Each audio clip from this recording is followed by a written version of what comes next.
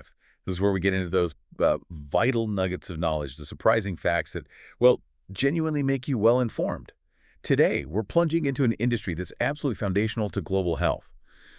It often operates quietly in the background, though, the global market for syringes and cannulas. Our whole deep dive today is based on a pretty comprehensive market forecast report. Cognitive Market Research put it together. It's just packed with crucial data. And our mission really is simple. Unpack the current size, look at the projected growth of this, essential global market. Try to understand what these big numbers really mean for you and the future of healthcare.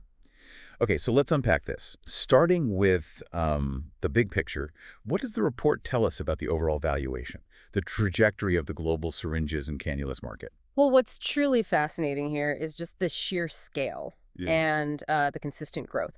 Back in 2021, the global market for these, essential tools, it was valued at over $10.7 billion. $10.7 billion, okay. Yeah. But the report projects that to swell to nearly $13 billion by 2025. Wow. And then an impressive $18.9 billion, almost $19 billion by 2033. That's huge growth over a decade plus. Exactly. This isn't just growth. It's a steady, significant expansion. And it shows a compound annual growth rate, the CAGR, of 4.839%. This consistency, it really highlights a fundamental increasing global demand. Right. So we're talking about a significant sustained need. That CAGR, it is noteworthy because it suggests resilience, doesn't it? Even through, economic ups and downs. But the real story often unfolds when we look region by region, the power players. North America, for instance, it's long been a titan in this market.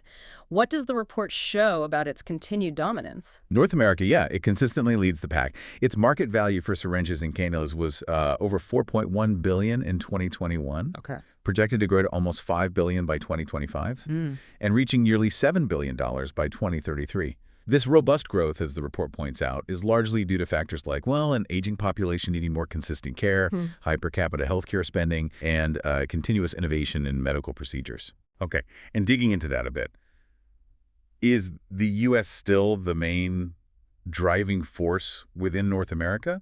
Or are we seeing maybe a broader spread of growth across the continent? The United States definitely holds a commanding share, no question. Its market alone is set to grow from over $3.2 billion in 2021 to more than $5.4 billion by 2033. Wow, still the giant. Absolutely.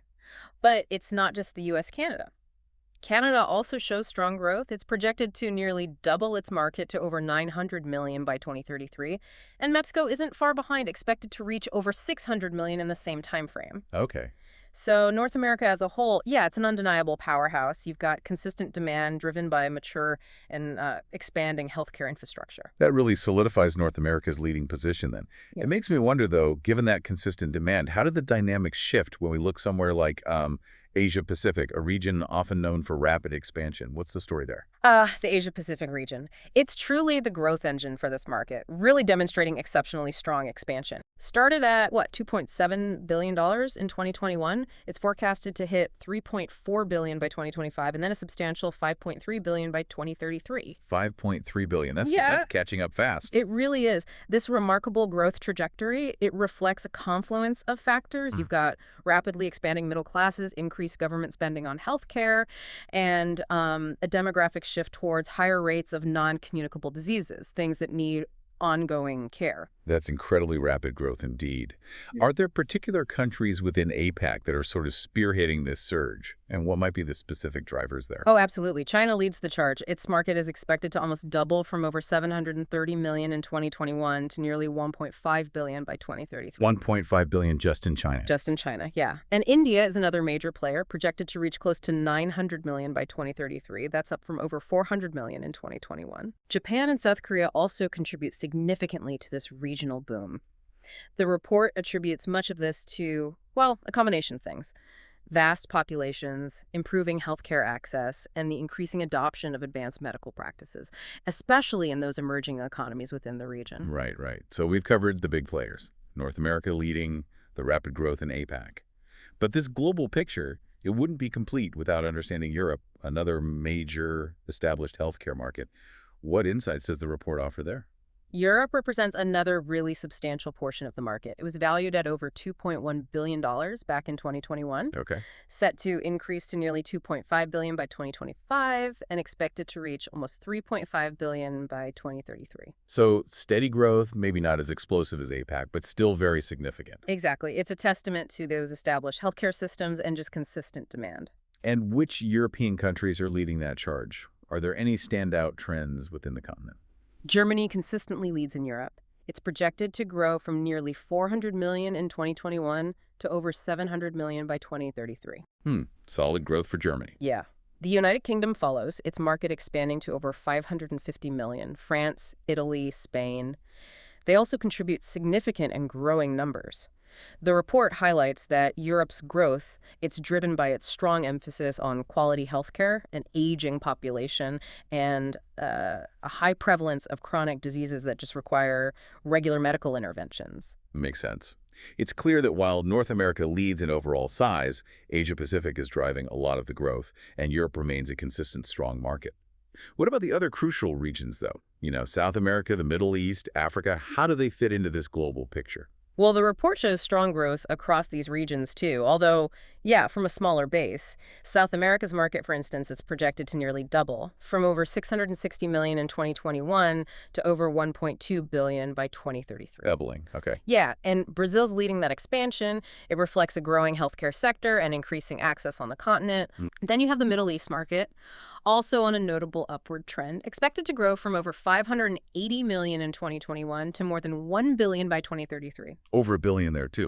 Saudi Arabia is a key driver here, propelled by, significant government investment in healthcare infrastructure. Got it. And Africa? And finally, Africa. The market there is set to increase from over 480 million in 2021 to over 860 million by 2033.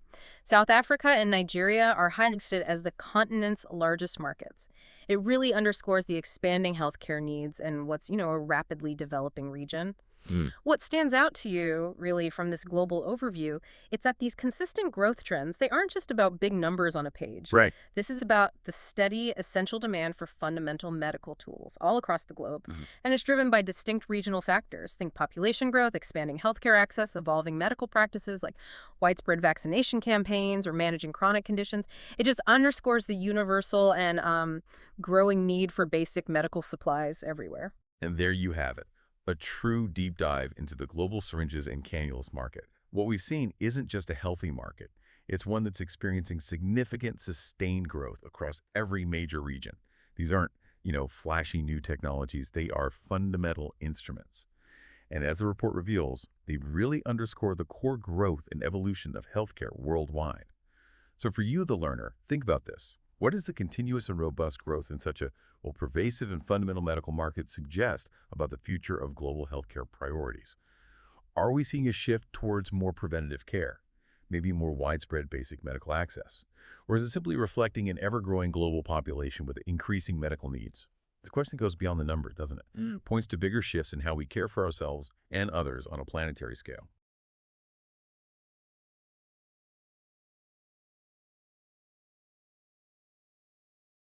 Welcome to the Deep Dive. We're here to cut through the noise, getting you straight to the insights you need. Today, we're plunging into a really critical, though, often overlooked part of global healthcare, the syringes and cannulas market. Our mission, it's simple: extract the most important nuggets of knowledge on the dynamics of this vital market. And just so you know, all our insights today come directly from authoritative research by Cognitive Market Research and their leaders in healthcare market intelligence. Yeah, it's fascinating how foundational these devices are. We sort of take them for granted. But honestly, think about it. Without syringes and cannulas, almost everything stops. Yeah. Life-saving drugs, routine vaccinations, they're absolutely everywhere, which makes understanding this market, well, strategically crucial for global health. Utterly fundamental, then. Seems simple on the surface, but clearly there's a lot going on underneath. Okay, let's unpack this. What exactly is fueling the significant growth we're seeing reported here? Well, the primary driver, according to the research, is really the steady, relentless rise in chronic illnesses. Things like diabetes, cardiovascular diseases, cancer, they're becoming more common worldwide. And these conditions often need constant management, treatments administered regularly with syringes and cannulas, think insulin, chemotherapy. Plus, you add the aging global population, especially in developed countries. Older populations just naturally require more medical interventions. It all adds up to higher demand. Right, so sheer volume is one big piece, more people needing more care more often.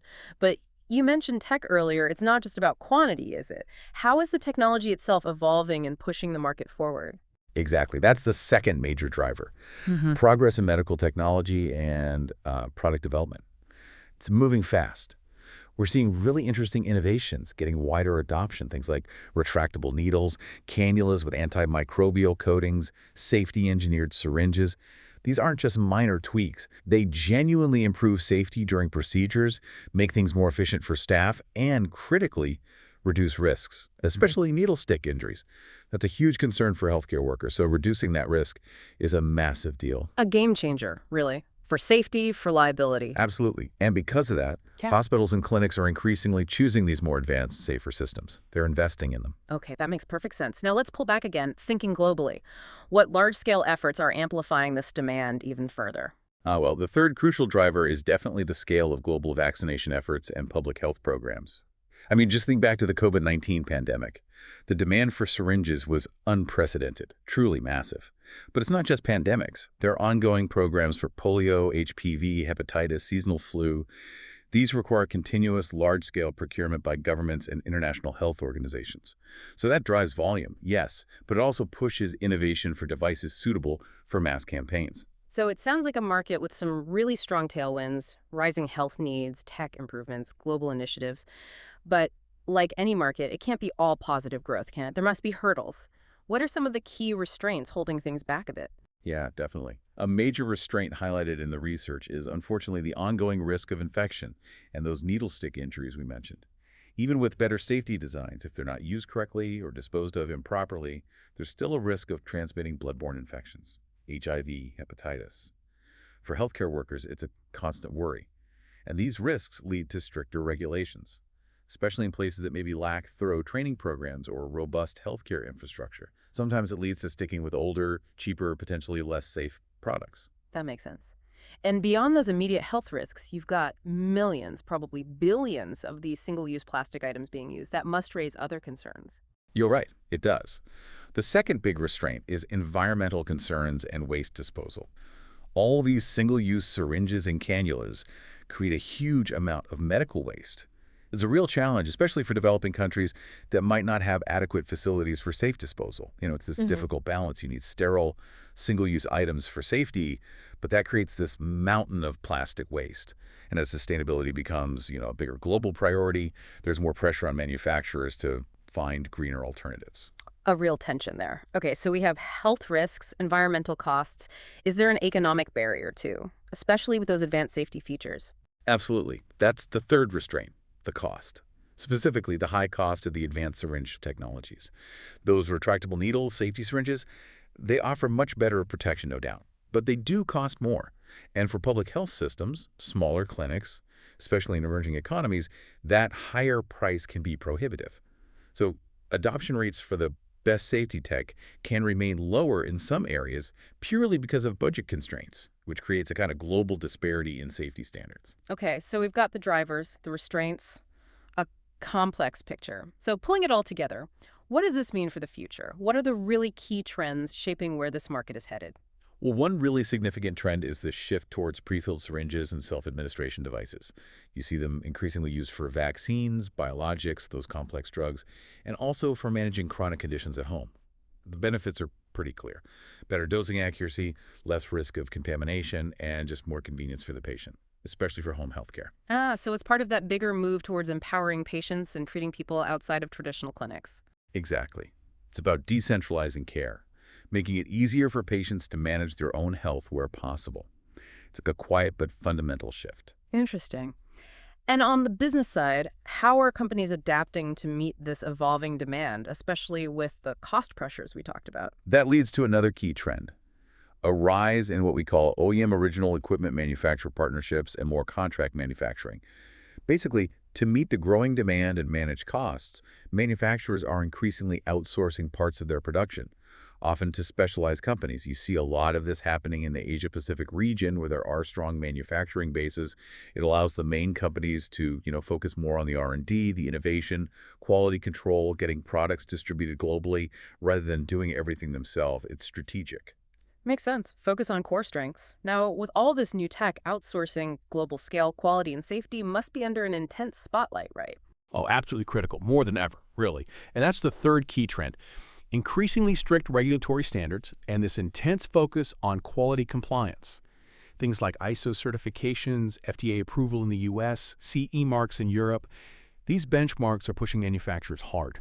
They have to invest heavily in sterilization and rigorous quality checks and making their supply chains transparent. But it's not just about ticking regulatory boxes anymore. It's actually becoming a key competitive differentiator. Hospitals, governments, they demand reliable, certified products. So quality is now, you could say, a strategic battleground.